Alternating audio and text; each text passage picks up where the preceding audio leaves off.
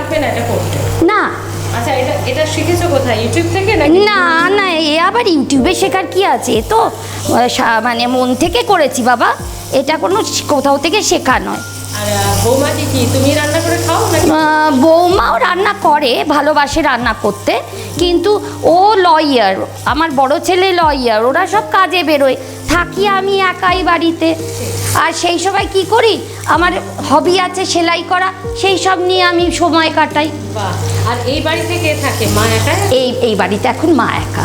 এখন সবার তো আলাদা আলাদা সংসার হয়ে গেছে, সবার বিয়ে হয়ে গেছে, আমার ভাইদের ও আরেক ভাই এই পাড়াতেই থাকে আরেকটি বাড়িতে।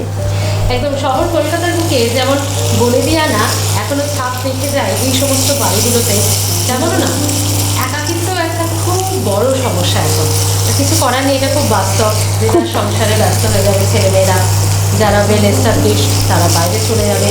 তো এই বয়স্ক মা বাবারা, তাদের দিকে খারাপ লাগে ঠিকই, তো আমরা সন্তানরা একটা চেষ্টা করতে পারি যতটা বেশি সময় তাদেরকে দেওয়া যায়, তা সে ফোনে হোক, এখন তো অনেক কিছু মাধ্যম রয়েছে, আর যতটা বেশি তাদের সঙ্গে ইনভলভ থাকা যায়।